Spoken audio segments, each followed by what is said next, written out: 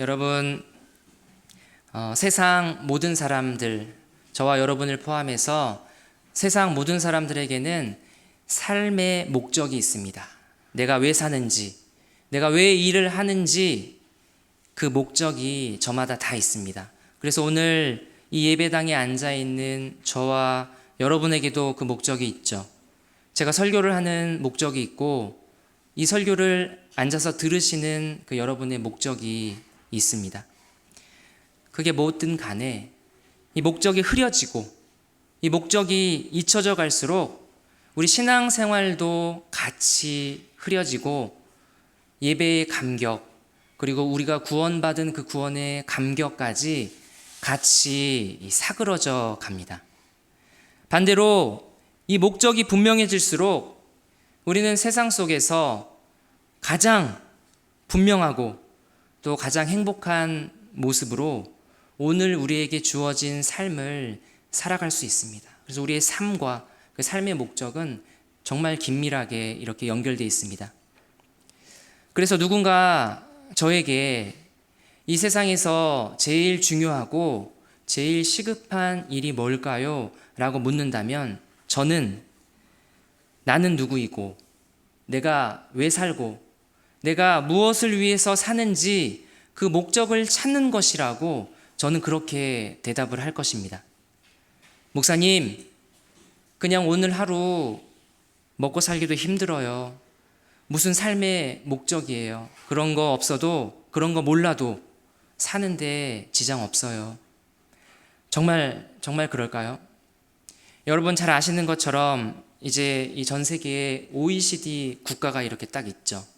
OECD 국가 중에서 자살률 부동의 1위 국가, 여러분 어느 나라죠? 대한민국입니다. 많은 우리나라의 사람들이 너무나도 안타깝게 스스로 삶을 포기하며 유서에 이 한마디를 남깁니다. 내가 왜 사는지, 왜 살아야 하는지 모르겠다. 그래서 어떤 사람들이 그럽니다. 요즘 세상이 하도 살기 어려워지고 각박해져서 그런 거라고. 하지만 이것은 진짜 이유가 아닙니다. 왜냐하면 여러분 1950년대, 60년대 우리나라는 정말 전 세계에서 제일 가난한 나라 중에 하나였어요. 그런데 오히려 그때는 사람들이 더 살려고 어떻게든 굶어 죽지 않으려고 정말 발버둥 치고 몸부림쳤습니다. 오늘 내가 살려고 발버둥 치지 않으면 내 새끼들 다 굶어 죽는다. 살자. 어떻게든 살자 하며 굶어 죽지 않고 살려는 그 삶의 분명한 목적과 의지가 있었고, 그래서 사람들은 죽지 않고 살아남았던 시대였습니다. 당연히 자살률도 지금보다 훨씬 더 낮았습니다. 그런데 불과 반세기가 지난 2022년도 대한민국은 세계에 거의 250개가 되는 그 수많은 나라 중에서 잘 살기로 치자면 10위를 하는 그러한 부자 나라가 됐습니다. 그러나 자살률은 1위가 된 거죠. 삶의 목적을 상실한 시대가 얼마나 위험한 상태인지를 저와 여러분에게 보여주는 것입니다. 그래서 여러분, 나는 누구인가? 나는 왜 살아야 하는가? 오늘 나는 무엇 때문에 살고 무엇을 위해서 살아야 하는지 그 삶의 목적을 알고 그 목적대로 살아가는 것은 인생에 있어서 가장 시급하고 가장 중요한 문제입니다. 사랑하는 여러분, 저와 여러분을 죽지 않고 살게 하는 그러한 우리 삶의 목적은 여러분 무엇인가요? 무엇입니까? 저와 여러분이 이 땅을 사는 동안 가진 것이 많고 적고와는 상관없이 그 누구보다 가장 행복한 삶을 살게 하는 그 여러분의 삶의 목적은 여러분 무엇입니까? 우리의 삶의 목적은 예수님입니다. 예수님 때문에 살고 예수님을 위해서 살고 예수님 안에서 살고 예수님을 바라보며 살고 예수님을 의지하며 삽니다. 우리의 삶의 목적은 그래서 예수님입니다. 아멘. 베드로전서를 쓴 예수님의 제자 베드로의 삶을 여러분 한번 보세요. 아직 예수님을 만나기 전에 베드로는 먹고 살기 위해서 밤새도록 그 밤이 맞도록 그물을 쳐요. 그런데 물고기 한 마리 못 잡아요. 그렇게 허탕치는 그 허무한 밤과 같은 그러한 인생을 살았습니다. 그러던 어느 날 예수님이 베드로를 찾아오셨어요. 그리고 베드로에게 삶의 목적을 주셨어요. 베드로, 이제 너는 물고기 낚는 어부가 아니라 사람을 낚는 어부다. 그렇게 삶의 목적을 새롭게 받고 새롭게 발견한 베드로의 새로운 인생이 거기서부터 시작됩니다. 그리고 나중에 이제 시간이 지나서 베드로가 예수님을 부인하는 일이 있었죠. 그리고 예수님을 부인하고 나서 다 포기하고 오늘 성경 낭송 같이 했던 것처럼 나 그냥 예전처럼 다시 물고기나 잡으러 갈란다 하고 돌아가서 고향으로 가서 다시 예전처럼 물고기 잡으며 살고 있을 때 그때도 주님이 또 찾아오셨어요. 또 베드로를 찾아오셔서 내 양을 먹이라는 그 또 하나의 삶의 목적을 베드로에게 주셨어요. 베드로는 주님의 양들을 돌보며 내가 목양해야 한다.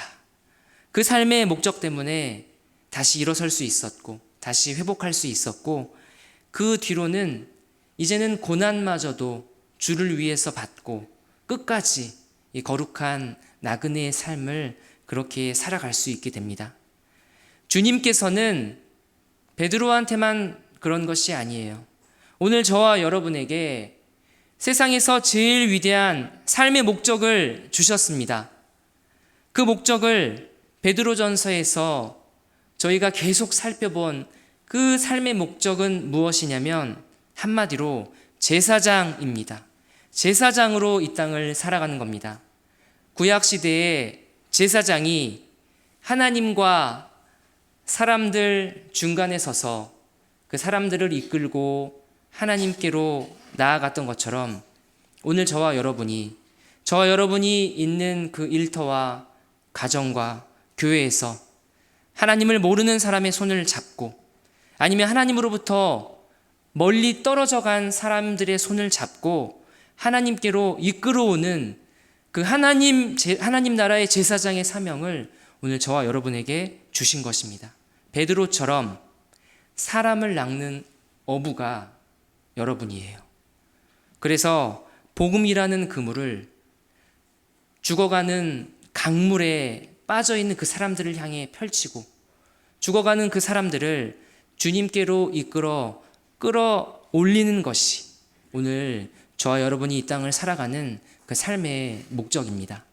베드로 사도가 정말 이 간절한 마음으로 저와 여러분을 향해 목 놓아 외치는 여러분 이 소리를 들어보세요. 성도들이여 부디 착한 나그네로 이 세상을 살아가면서 제사장의 사명을 감당하십시오. 이것이 이미 구원받아 오늘 밤 죽어도 천국에 갈 수 있는 여러분이 여전히 이 땅에 남아 살아가는 그 삶의 이유입니다. 오늘 본문이 이제 드디어 이 베드로 편지의 이 마지막입니다. 마지막 내용입니다.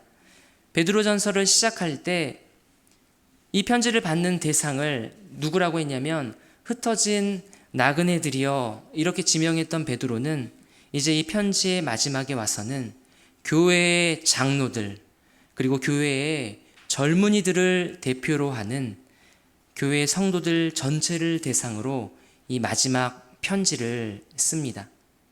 왜냐하면 하나님 나라의 제사장이라는 그 삶의 목적을 가지고 착한 나그네로 살아가는 이 세상 여행길은 절대로 혼자서는 갈 수 없는 길이고 반드시 교회의 온 성도가 함께 가는 길이기 때문입니다. 교회로 구별돼야 되고 여러분 교회로 모여야 되고 교회가 함께 가야 되고 그렇게 교회가 같이 걸어야 할 그 순례자의 길이 바로 이 땅을 살아가는 저와 여러분 이 나그네의 길입니다. 그러니 여러분, 우리가 교회 안에서, 천은교회 안에서 얼마나 사랑으로 똘똘 뭉쳐야 하겠습니까?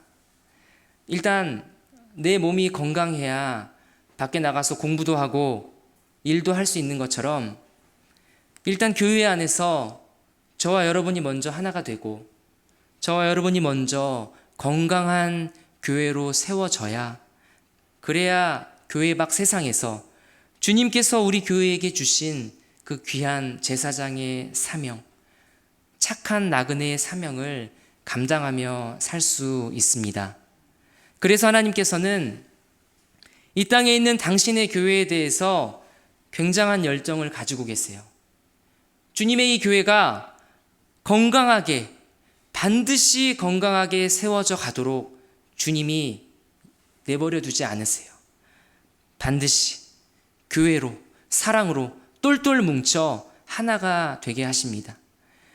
여러분, 주님께서 이 일을 구체적으로 어떻게 실행해 가실까요? 어떻게 우리 천은교회가 하나가 되게 하실까요? 먼저 베드로 사도는 교회의 장로들에게 말합니다. 장로님들 준비되셨나요? 천은교회 세 분의 시무 장로님들이 계시죠? 그 장로님들에게 말하는 것이 맞습니다. 그런데 신약 성경에서 장로라고 할 때는 이 목사도 포함됩니다. 그러니까 한 목사님, 오 목사님, 그리고 저도 포함되고, 그리고 이제 조금 있다가 목사 안수를 받게 될 조광도사님, 김전도사님, 교회 사역자들이 다 포함돼요. 그리고 뿐만 아니라 여러분, 초대교회, 이게 이제 2000년 전이잖아요. 2000년 전에 초대교회에는 지금 우리 천은교회에 나오는 그 요람에 나오는 것처럼 장로, 안수집사, 권사, 서류집사, 이렇게 교회의 직분 조직이 분명하지가 않았던 시대입니다. 그래서 당시 교회 안에서 누군가 신앙생활을 오래 했고, 그래서 그 신앙에 연륜이 찬 연로한 그러한 성도라면 그가 장로의 역할을 했고, 또 뿐만 아니라 교회 안에서 누구든지 정말 리더의 자리에서 교회의 영적 지도자의 역할을 감당할 수 있는 사람이라면 다 장로의 역할을 감당했습니다. 그러니까 오늘 베드로 사도가 장로들에게 권합니다 라고 했을 때는 교회 안에 있는 많은 이 리더들이 다 포함이 됩니다. 여러분이 알다시피 교회 안에서 지도자의 자리에 있는 사람들이, 그 역할이 너무나 중요합니다. 이들이 먼저 바로 서서 리더의 역할을 감당하지 못하면 절대로 교회 공동체는 건강하게 성장하지 않습니다. 그래서 오늘 베드로 사도는 처음부터 장로들에게 권합니다 라고 그 대상을 분명하게 강조합니다. 그만큼 중요하기 때문이죠. 교회의 지도자들인 사역자와 장로들이 바로 선다는 것은 여러분, 뭘 어떻게 한다는 겁니까?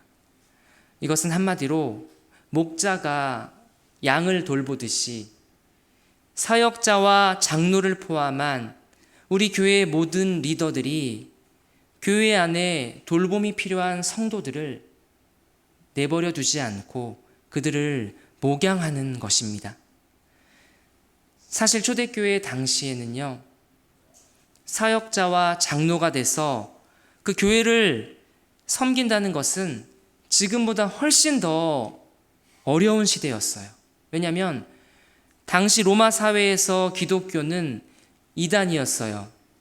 사람들이 핍박하고 멸시했어요. 이런 상황에서 누가 교회 안에서 이러한 위험을 무릅쓰고 이러한 불편함을 감수하고 누가 장로로 섬기고 싶겠습니까? 할 수만 있다면 피하고 싶은 것이 장로였을 겁니다. 그런데도 베드로 사도는 이것을 자원해서 하라고 해요. 왜냐하면 이렇게 하는 것이 하나님의 뜻이기 때문입니다.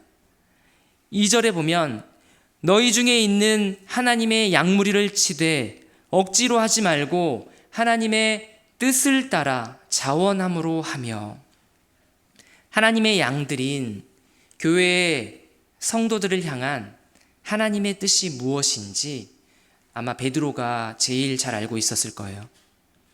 왜냐하면 앞서도 잠깐 말씀드렸지만 과거의 베드로는 예수님을 부인하고 도망가서 자기 원래 직업인 어부로 돌아가서 살고 있었습니다. 그때 예수님이 베드로를 찾아와서 베드로에게 하신 질문과 그 대답이 참 유명하죠. 요한복음 21장 17절 말씀을 제가 읽어드리겠습니다. 세 번째 이르시되 요한의 아들 시몬아 네가 나를 사랑하느냐 하시니 주께서 세 번째 네가 나를 사랑하느냐 하심으로 베드로가 근심하여 이르되 주님 모든 것을 아시오매 내가 주님을 사랑하는 줄을 주님께서 아시나이다. 예수께서 이르시되 내 양을 먹이라. 아멘. 하나님을 향한 사랑이 있어요. 그 하나님을 향한 사랑은 곧 하나님께서 나에게 맡겨주신 그 양무리를 향한 사랑으로 이어져야 됩니다. 이것이 하나님의 뜻입니다. 만일 우리 교회에 어떤 사역자나 장로나 어떤 리더가 이런 말을 한다면 나는 하나님을 사랑하지만 저 성도는 너무 싫어. 이렇게 말한다면 그분은 하나님을 사랑하지 않을 가능성이 크고 그리고 그게 아니라면 아직 주의 양무리를 돌볼 분량에 이르지 못한 것입니다. 하나님을 사랑하면 성도를 사랑하게 되어 있기 때문입니다. 오늘 장로된 천은교회의 리더 여러분, 네가 나를 사랑하느냐? 그러면 내 양을 먹이라는 이 주님의 뜻에 여러분 따르고자 하는 마음이 있으신가요? 이런 목자의 심정이 저와 여러분 안에 있나요?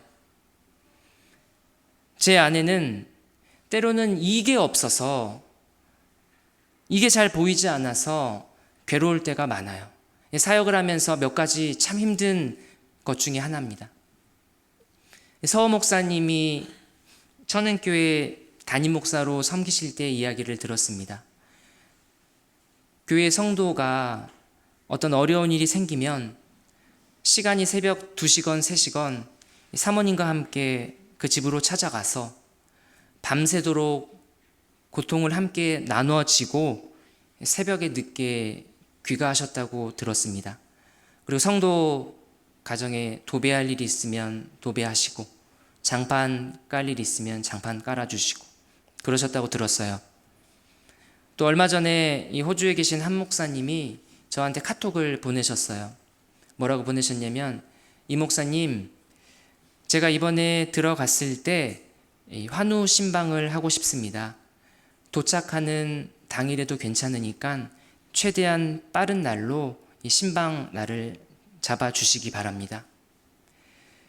제가 서호 목사님과 한성 목사님을 보면서 든 생각은 이래서 다르구나, 같을 수가 없구나 였습니다. 젊은 목사인 저와 다르다는 얘기예요. 아무리 내가 신학 공부와 설교 준비를 많이 하고 기도를 많이 하고 설교를 잘한다고 해도 내 설교 잘하지도 못해요.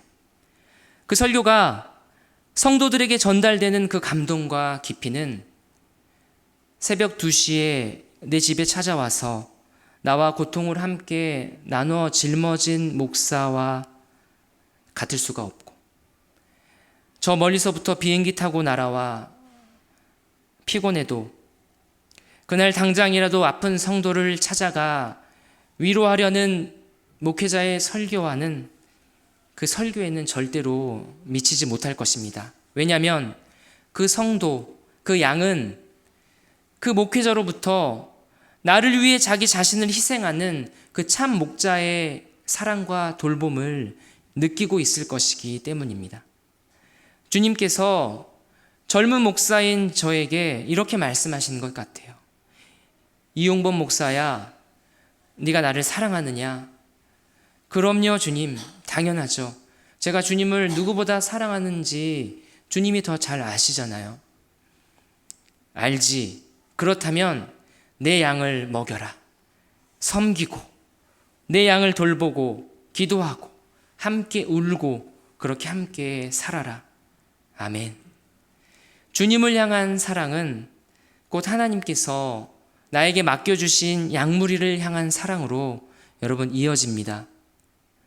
우리가 하나님을 사랑하는 만큼 하나님께서 우리에게 맡겨주신 다른 사람을, 특히 교회 안에 있는 성도들을 돌아보고 기도할 수 있는 그러한 우리 교회의 사역자들, 장로님들, 그리고 모든 교회의 리더들이 될 수 있기를 주님의 이름으로 축복합니다. 아멘. 이처럼 한 교회가 바르게 서가고 건강하게 자라가려면 가장 큰 책임은 사역자와 장로들을 포함한 교회의 리더들에게 있습니다. 그래서 먼저 이렇게 교회의 장로된 자들에게 권한 것입니다. 여러분, 그러나 장로들만 잘한다고 되는 것이 아니라 또 누가 잘해야 될까요? 5장 5절의 말씀을 한번 읽으면서 누구에게 말씀하시는지 함께 보겠습니다. 5절 말씀입니다. 시작. 젊은 자들아,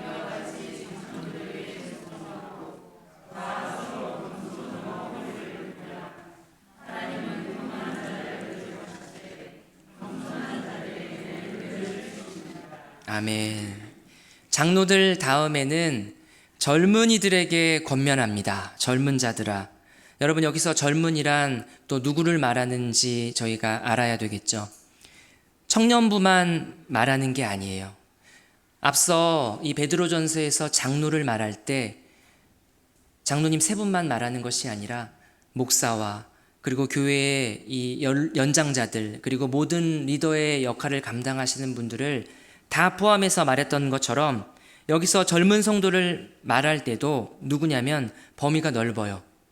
교회 안에서 젊은 청년 세대나 아니면 젊은 집사님들이나 다 포함해서 장로들이 교회의 리더십을 가지고 교회를 이끌어갈 때 그 리더십을 따라가야 하는 모든 성도들을 다 얘기합니다.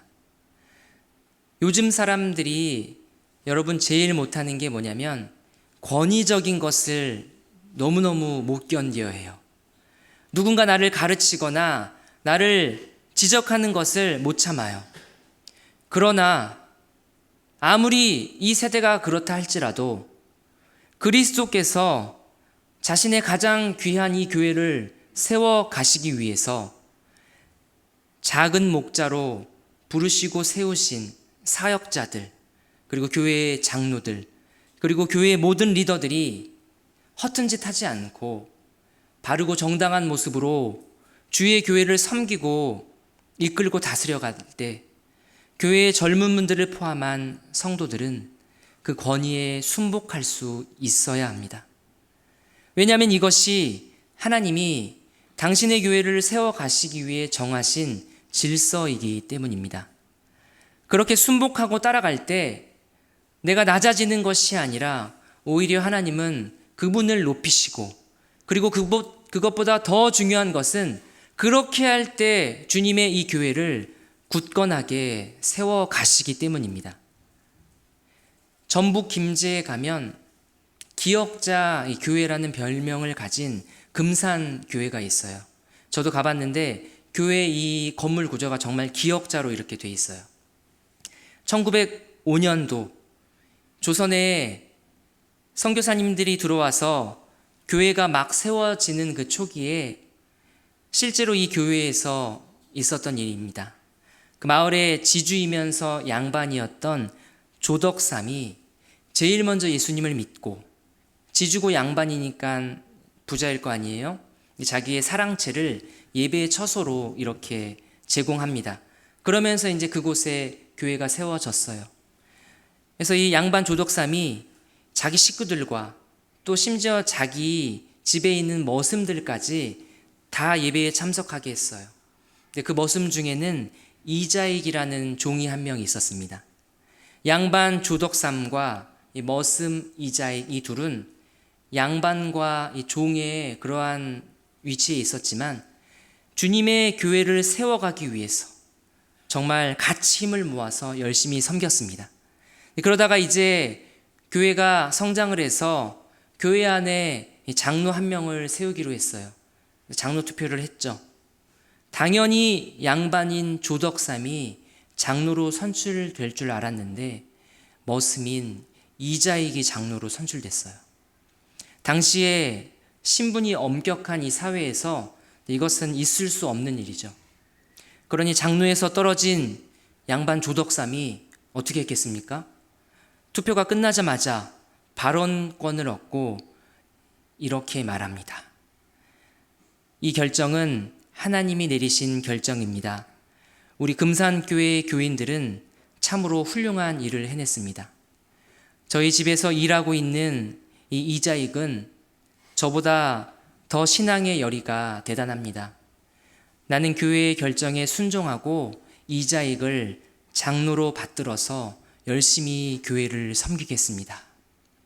너무 아름답죠? 하나님이 하신 일입니다. 하나님의 뜻입니다. 내가 양반이고 저 사람이 종이지만 그러나 교회에서 저 사람을 장로로 선택했다면 이것은 하나님이 하신 일이고 나는 그 뜻을 받들어 교회를 섬기겠습니다. 우리 천흥교회는 제가 어떤가 생각해 봤어요. 여러 가지 일들이 있지만 제가 딱 떠오르는 한 가지 장면은 천흥교회 안에 사역자들이 젊은데 거의 이제 연로하신 성도님들에게 대하면 아들뻘이죠. 그런데도 참 제가 몸둘 바를 모를 정도로 정말 90도에 가깝게 인사를 하세요. 인사를 해주세요.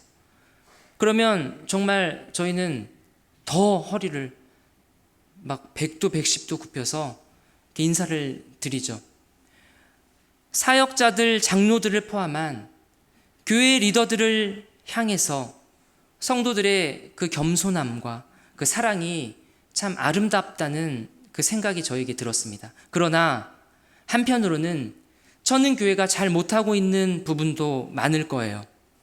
교회 안에서 누군가는 사역자와 장로들을 포함한 리더들을 불신하거나 정죄하거나 반감을 가지고 있는 그러한 분들도 있을 겁니다. 그런데 여러분, 교회 안에서 성도들끼리 싸우고 목회자와 장로가 신뢰를 잃고 사랑하지 못하고 미워하고 이러한 모든 일 배후에는 분명히 반드시 사탄이 존재하고 있다는 것을 여러분 잊지 마시기 바랍니다. 8절 말씀, 근신하라 깨어라 너희 대적 마귀가 우는 사자같이 두루 다니며 삼킬 자를 찾나니. 하나님께서 눈에 보이지 않으시지만 분명히 존재하신 것처럼 사탄도 눈에 보이지 않지만 분명히 존재해요. 그리고 사탄이 굉장히 열심히 일해요. 그래서 우리가 하지 말아야 할 싸움을 하게 하고 정작 해야 할 싸움은 못하게 합니다. 하지 말아야 할 싸움은 교회 안에서 우리끼리 싸우는 일이에요. 그리스도의 사랑과 용서로 똘똘 뭉쳐 건강한 그리스도의 몸을 세워가야 할, 그래서 세상 속에 나가서 저 썩고 더럽고 쇠하는 세상의 죄와 싸우며 마귀와 싸워야 할 우리인데 이건 시작도 하기 전에 교회 안에서 분열되고 미워하고 싸우는 바람에 당연히 세상 속에서 교회로서의 그 역할을 감당하지 못하는 겁니다. 오늘날 수많은 교회들을 보세요. 멀리 갈 곳도 없이 혹시 여러분 중에 이 청량리 땅에 있는 천흥교회 주변에 있는 교회들의 사정을 알고 계신다면 한번 가만히 생각해 보세요. 정말 마귀가 우는 사자같이 두루 삼키며 삼킬 자를 찾아 그렇게 헤매는 것처럼 교회마다 휩쓸고 다니며 교회 안에서 목회자와 장로, 성도 간에 얼마나 많은 갈등이 일어나게 하나요? 이런 분열되는 모습을 옆에서 지켜보며 신이 나서 박수치는 한 존재가 있으니 바로 사탄 마귀입니다. 제일 좋아합니다. 그래서 여러분 가만히 생각해 보세요.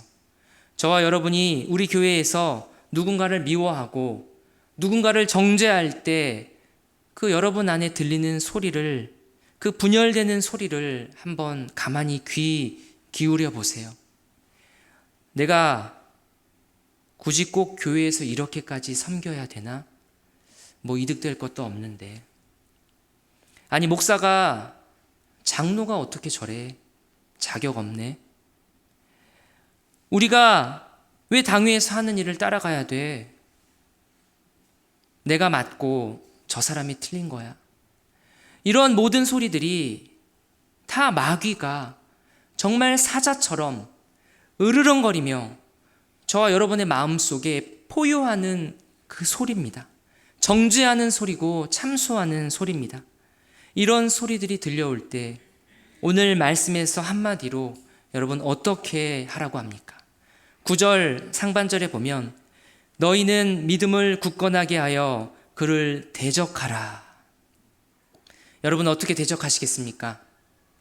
교회 안에서 누군가 하는 짓이 마음에 들지 않고 못마땅할 때 여러분 한숨을 푹 쉬세요.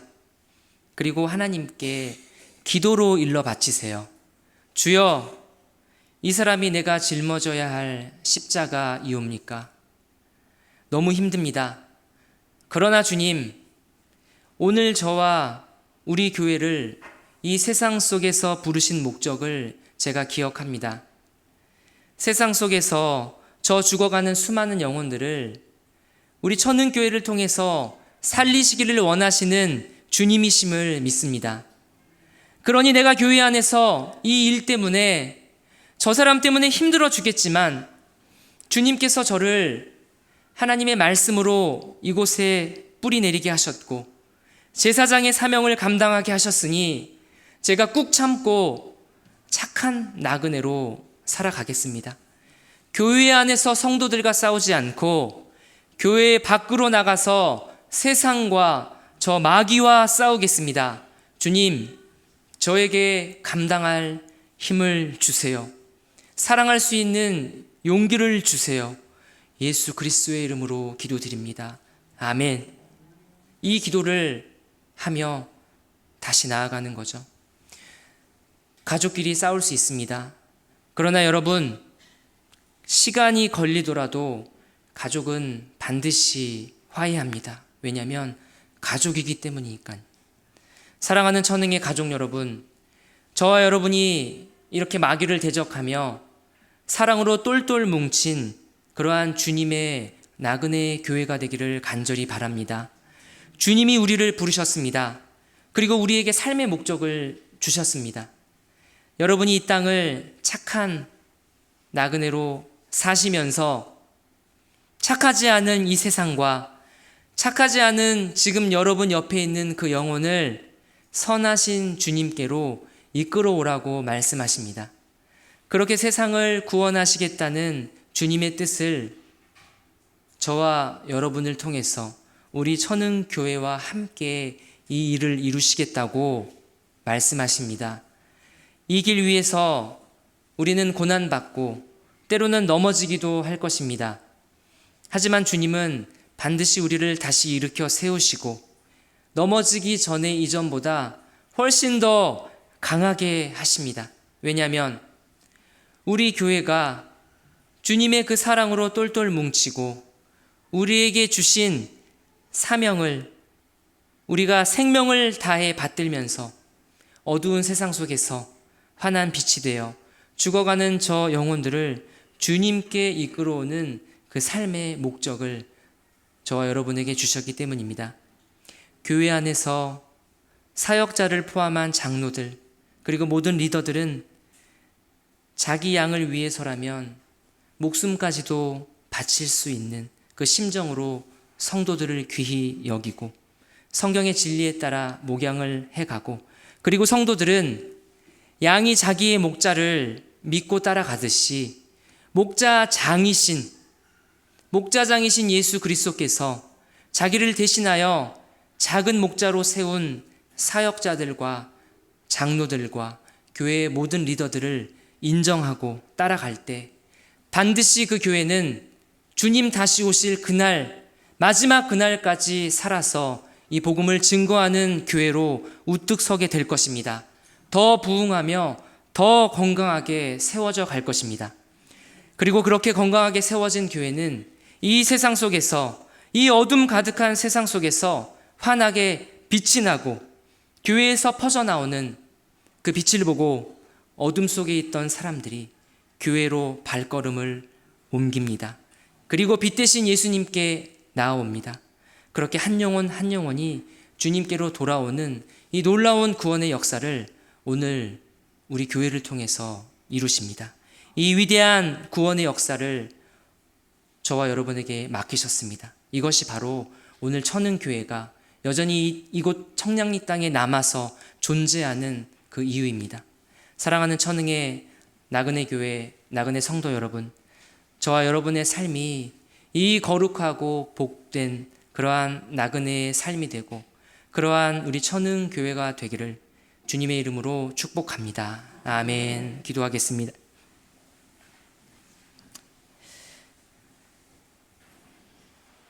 주님, 우리에게 이 땅을 살아갈 삶의 목적을 주셔서 감사합니다. 아무것도 아닌 우리들이 세상에서 가장 귀한 그 영원 구원의 목적을 품고 주님과 함께 이 땅을 살아가며, 특별히 우리 혼자 살아가지 않고 주님의 교회로 함께 살아가며 이 귀한 나그네 교회의 사명을 감당하는 그 은혜를, 그 주의 사랑을 우리 교회 위에 가득히 부어 주시옵소서. 그렇게 하실 주님을 믿사오며 우리 주님 예수 그리스도의 이름으로 기도드립니다. 아멘.